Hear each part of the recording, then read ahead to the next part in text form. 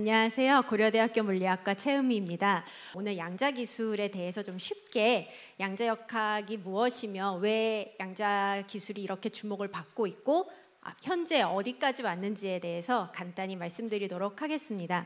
그래서 오늘 제목은 양자기술 시대에 대한 이해입니다. 그래서 이해에 좀 초점을 뒀는데요. 작년 노벨상, 노벨 물리학상 다들 한 번쯤 여기 계신 분들이라면 들어보셨을 것 같습니다. 이 세 분의 물리학자분들께서 수상을 하셨습니다. 양자역학에서 상당히 재밌는 현상 중에 하나인 양자 얽힘이라는 현상을 실험적으로 구현하였다라는 이제 공로로 수상을 하셨는데요. 그때 그 이제 수상 이유에 명시가 되어 있습니다. Pioneering Quantum Information Science, 양자 정보 과학을 개척한 공로를 인정받아서 이 세 분이 노벨 물리학상을 수상하였습니다. 그만큼 이제 양자 정보 과학이라는 분야가 하나의 큰 줄기로 인정받고 있다고 할 수 있을 것 같습니다.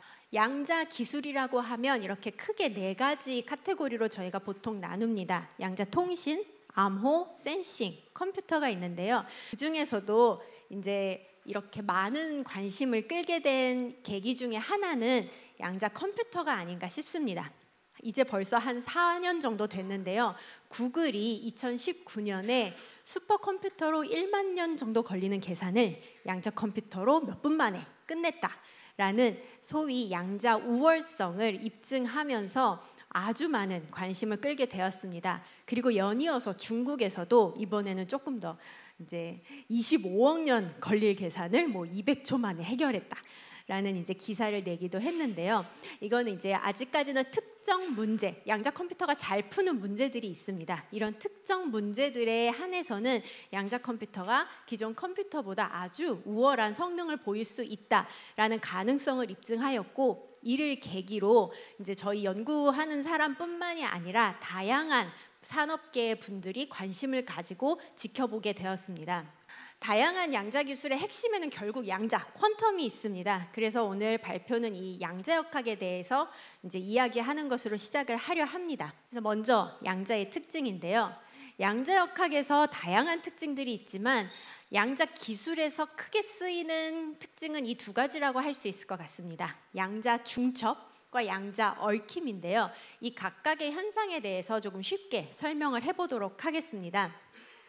이제 제가 양자 컴퓨터에 중점을 둬서 얘기를 진행할 거기 때문에 저희가 지금 쓰고 있는 컴퓨터, 이제 저희들은 고전 컴퓨터라고 부르는데요. 이 컴퓨터랑 조금 비교하면서 설명을 진행하도록 하겠습니다. 저희가 쓰고 있는 이 컴퓨터는 연산을 할 때 비트라는 기본 연산 단위를 가지고 있습니다. 그 비트는 0 아니면 1의 값을 가지고 있죠. 디지털이죠. 그래서 이제 고전 역학, 이제 고전 컴퓨터에서는 그 비트가 가질 수 있는 값이 딱 두 개입니다. 0 아니면 1입니다. 그런데 양자역학에서는 똑같이 비트를 가지고 옵니다. 근데 양자 비트예요. 그래서 큐비트라고 저희가 부르는데, 이 큐비트는 0도 가질 수 있고 1도 가질 수 있지만 그와는 별개로 0이면서 1인 상태, 양자 중첩이라고 부르는 이런 특이한 상태를 가질 수가 있습니다. 이 0이면서 1인 상태를 저희가 만약 측정을 해요. 그러니까 사진을 찍는다고 해보겠습니다. 사진을 찍으면 2분의 1이라는 값이 나오지 않습니다. 만일 저희가 측정을 하면 0이거나 아니면 1이 나옵니다. 즉 원래는 0이면서 1인 양자 중첩이었는데 저희가 측정을 딱 하는 순간 붕괴가 된다고 저희는 표현을 합니다. 0 아니면 1이 나와요. 근데 이 0과 1이 나올 확률이 반반이라고 생각을 하시면 됩니다. 그래서 제가 상당히 좋아하는 비유 중에 하나가 동전인데요. 동전은 앞면과 뒷면이 있죠. 네. 그런데 만일 저희가 책상 위에서 동전을 탁 쳐서 얘를 뱅글뱅글 돌리면 이 동전은 앞면일까요? 뒷면일까요? 저희는 얘기할 수가 없죠. 왜냐하면 돌고 있으니까요. 이 돌고 있는 상태가 약간 중첩과 비슷하다라고 생각하시면 조금 이해가 쉽지 않을까 생각됩니다. 그러면 측정은 어떤 거냐면 이렇게 빙글빙글 돌고 있는 동전을 탁 칩니다. 그러면 앞면이 나오거나 뒷면이 나오겠죠. 2분의 1인 값은 나오지 않습니다. 앞면과 뒷면의 반반씩은 나오지 않죠. 그걸 생각하시면 조금 이해가 쉽지 않을까 싶습니다. 그것처럼 양자 중첩인 상태가 있을 때 측정을 하면은 0 혹은 1이 나오지만 그 0과 1이 나올 확률이 이 중첩 상태가 기술하고 있다라고 보시면 될 것 같습니다. 그 다음으로는 얽힘에 대해서 생각을 해보겠습니다. 이번에는 2개의 비트를 준비를 합니다. 여러 개가 있을 수도 있지만 일단 2개로 간단하게 시작을 해보겠습니다. 그러면 컴퓨터의 비트 같은 경우에는 양옆 이제 비트가 여러 개가 있죠. 근데 그 비트가 여러 개가 있을 때 옆에 있는 비트가 0이거나 1이거나 자기 자신은 자기가 갖고 싶은 값을 값습니다. 0이면 0, 1이면 1, 상관이 없습니다. 그런데 양자역학에서는 양자 얽힘이라는 상태가 있는데요. 이 양자 얽힘 상태는 이 2개의 입자가 2개의 비트가 서로 강하게 얽혀 있어서 말 그대로 제가 00 더하기 11이라는 상태를 가지고 있다고 하면 A가 0이면 B도 무조건 0이어야 되고 A가 1이면 B도 무조건 1이어야 합니다. 이런 상태를 이제 저희가 양자 얽힘이라고 이제 부르는데요. 이제 따로 떨어뜨려서 기술할 수 없는 상태를 의미합니다. 그럼 이런 양자 얽힘이 언제 재밌냐면 이게 양자 A와 B를 제가 양자 얽힘 상태를 만들고 이 둘을 동시에 양자 중첩 상태로 만들어 놓겠습니다. 근데 이 양자 얽힘은 저희가 잘 유지만 할 수 있으면 이렇게 입자를 멀리 떨어뜨려 놓아도 이제 그 양자 얽힘 상태가 유지가 되는데요. 이때 제가 측정을 해보겠습니다. 그러면 이제 아까 제가 드린 동전 비율을 생각을 해보면 동전이 2개가 이번에 빙글빙글 돌고 있고 약간 떨어뜨려 놨습니다. 그런데 이 2개의 동전이 얽혀 있다면 제가 한쪽 동전만 탁 쳐서 측정을 하면 다른 동전도 혼자서 넘어지면서 만일 이쪽 동전이 앞면이 나오면 이쪽 동전도 앞면이 나오는 게 양자 얽힘에서 나오는 측정 결과입니다. 이 다른 한쪽은 제가 치지 않았음에도 불구하고 동시에 혼자서 넘어지면서 앞면이 나온다는 게 이제 신기한 것입니다. 사실 일상생활에선 일어나지 않죠. 그래서 이게 이제 양자 얽힘의 상당히 재밌는 특성이고 이제 측정과 더불어서 이제 양자 기술에서 많이 이제 사용해야만 하는 이제 상태입니다. 우리가 얼마나 잘 양자 중첩과 얽힘 상태를 만들고 얼마나 잘 제어하는지가 양자 기술을 개발하는 데 핵심이라고 말할 수 있습니다. 양자 컴퓨터를 저희가 소위 평가하거나 이제 좀 알아볼 때 어떤 성능 지표를 가지고 한번 들여다봐야 되는가에 대해서 생각을 해보겠습니다. 현재로서는 스케일러빌리티와 컨트롤러빌리티 이 2가지를 생각을 합니다. 여기서 스케일러빌리티란 말 그대로 양자 비트 몇 개 있니? 이겁니다. 몇 개의 양자 비트를 우리가 준비할 수 있는가? 이게 하나의 중요한 이제 성능 지표가 됩니다. 그러면 몇 개가 필요한데? 라는 질문도 하실 수 있을 텐데요. 거꾸로 이제 보통 생각하는 양자 비트의 개수는 성능을 검증하는 단계, 얘가 정말 제대로 돌아가는구나. 이걸 알아보기 위해서는 한 20개 정도의 큐비트가 있으면 된다라고 이야기들을 합니다. 그리고 슈퍼컴퓨터급의 계산을 하기 위해서는 50에서 100개 양자 비트가 가진 에러에 따라 조금 바뀌지만 대략적으로 한 100개 내외의 큐비트가 있으면 슈퍼컴퓨터랑 몇몇의 문제에서는 좀 이제 겨뤄볼 수 있다라고 보통 생각을 합니다. 그리고 양자 컴퓨터의 많은 응용 중에 이제 암호 해독 같은 게 있는데요. 이런 암호 해독급의 계산을 하기 위해서는 못해도 5,000개 정도는 있어야 된다고 생각을 하고, 그다음에 이제 분자 계산 같이 신약값 개발에서 필요한 계산, 정말 실질적인 계산을 수행하기 위해서는 적어도 10,000개 이상의 큐비트가 필요하다라고 보통 생각을 합니다. 그 다음으로는 제어 능력입니다. 우리가 이 양자 비트가 있을 때 얼마나 정확하게 제어할 수 있는가, 이것도 아주 중요한 지표인데요. 이때 얼마나 정확하게 제어하느냐도 이제 한 2가지로 생각을 해볼 수 있을 것 같습니다.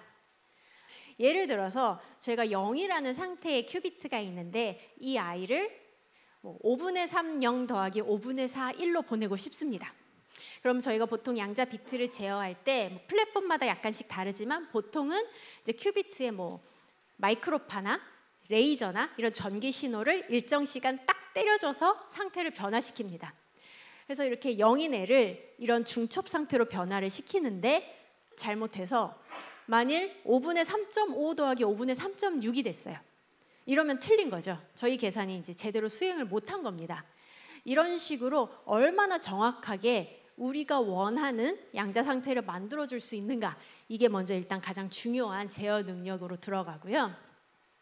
그 다음에는 원하는 양자 비트만 딱 바꿔주는가, 이것도 상당히 중요한 제어 능력 지표 중에 하나입니다.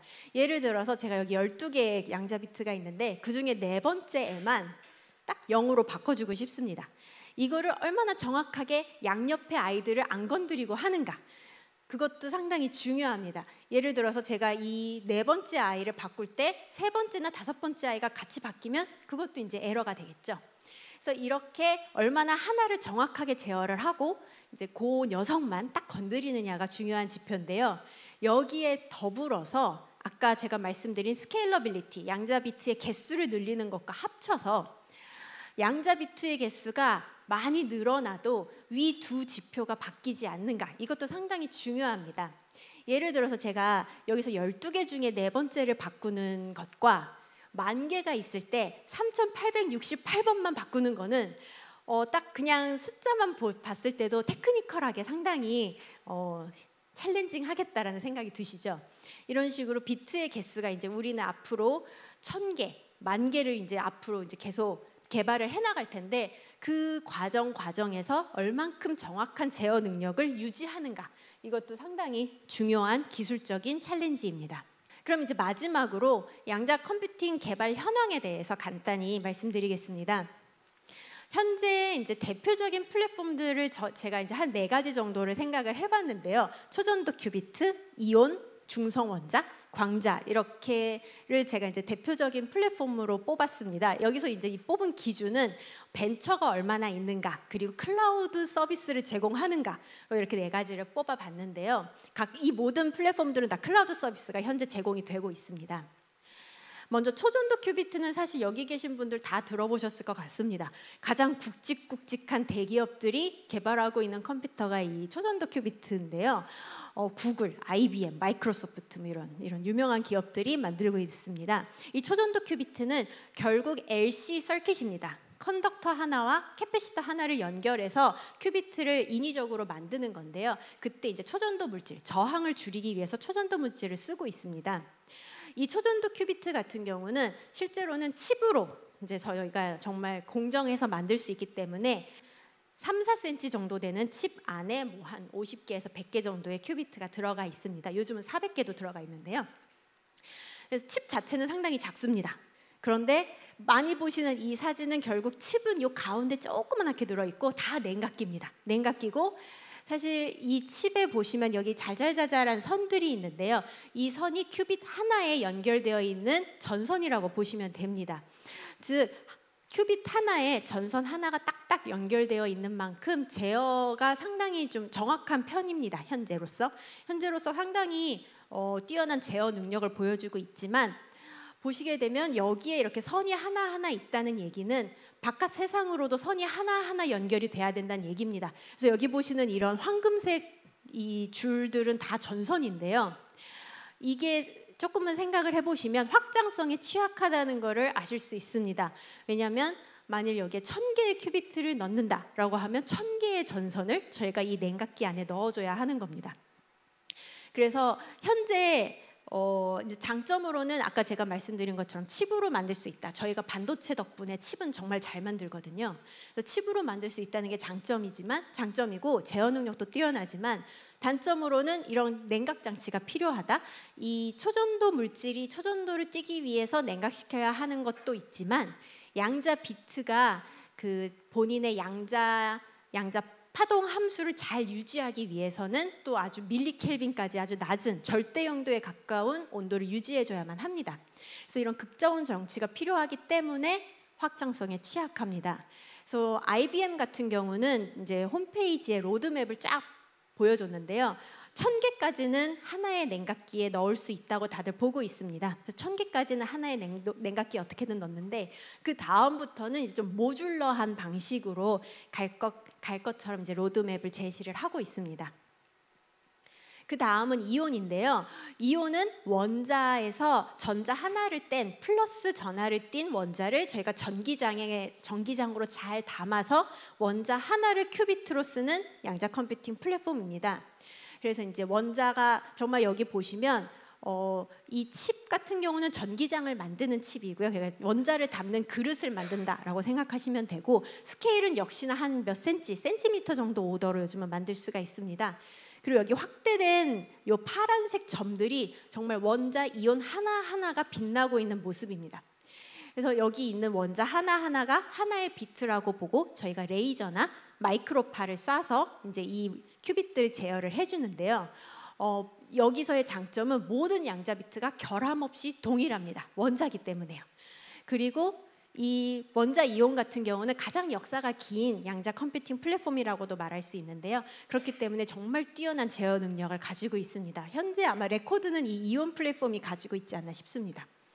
하지만 이 플랫폼도 확장성에 약간 취약한 편인데요. 그 이유는 이 전기장 그릇을 만드는 게 이게 쉽지만은 않기 때문에 무한정 늘리기가 쉽지가 않습니다. 왜냐하면 이제 평평한 전기장을 잘 제어하는 것도 테크니컬하게 좀 여러 가지 이제 챌린지들이 있고, 특히 현대 사회에서는 전자기파가 여기저기 날아다니고 여러 노이즈가 있기 때문에 그걸 잘 제어하는 게 좀 어려운 편입니다.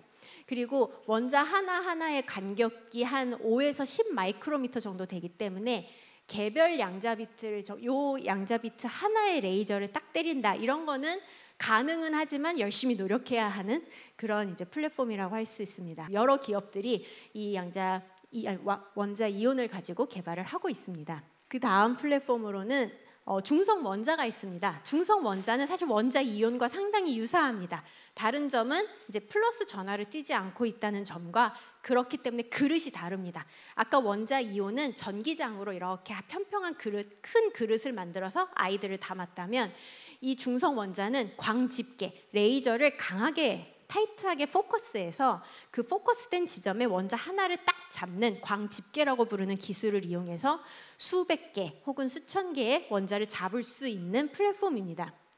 그래서 이제 장점으로는 똑같이 원자를 이용하기 때문에 모든 양자 비트가 동일하고, 이 플랫폼 같은 경우는 광집게를 이용을 하기 때문에 레이저 파워만 충분하고 우리가 렌즈 같은 걸 잘 만들 수 있다면 꽤나 확장성이 좀 확장하기에 용이한 플랫폼이라고 저희가 보고 있습니다.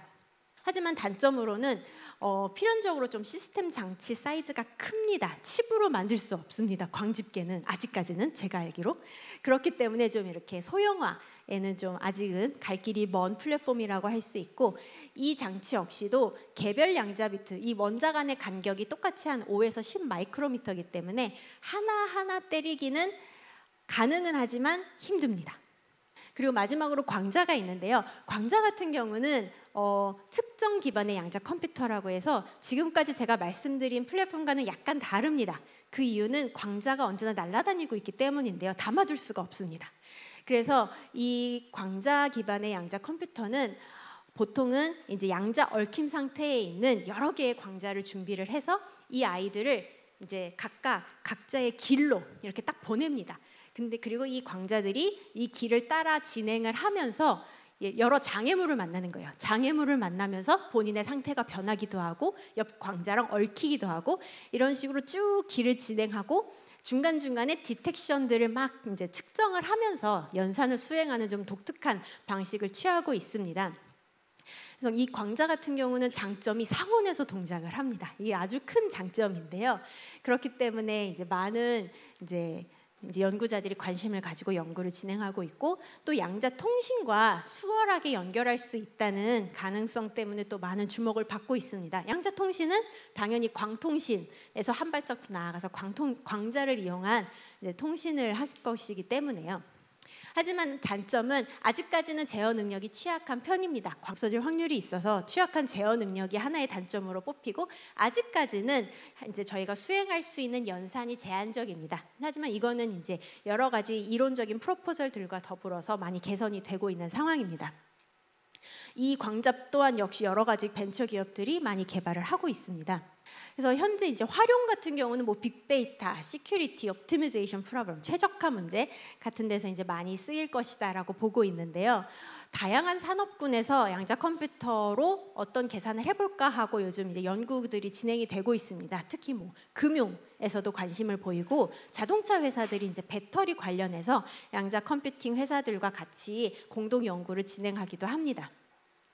그리고 더불어서 암호에서 양자 컴퓨터가 상당한 이제 변화를 가져올 것이라 기대가 되기 때문에 각국의 국방부에서도 이제 주목을 하면서 많이 이 양자 컴퓨팅 개발을 지켜보고 있습니다. 지금 원래 양자 컴퓨터나 양자 기술 연구가 기초 원천 연구, 실험실에서 이루어지고 있던 연구였다면 현재 양자 산업으로의 전환기를 맞고 있다라고 말씀드릴 수 있을 것 같습니다.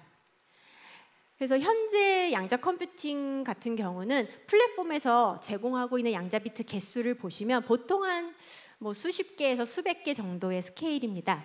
하지만 제가 아까 말씀드린 것처럼 재밌는 계산들을 하기 위해선 1000개, 10,000개 정도의 비트가 필요하기 때문에 당면한 과제는 제어의 정확도를 유지하면서 양자 비트의 개수를 늘리는 것과 혹시 기존의 플랫폼들로 이 목표가 달성하기 어려울 경우 새로운 플랫폼은 혹시 없나 이런 탐색도 중요한 과제로 남아 있다고 할 수 있습니다. 그래서 오늘 이제 강연을 마치려고 하는데요. 양자 컴퓨터는 아직 개발 초기 단계라고 할 수 있습니다. 보시면 이게 1940년대의 진공관 컴퓨터인데요. 양자 컴퓨터가 거의 여기에 있다고 보시면 될 것 같습니다. 그래서 지금 아직 개발 초기 단계지만 무궁한 가능성을 가지고 있다고는 이제 멘트를 드리면서 오늘 강연을 마치도록 하겠습니다. 감사합니다.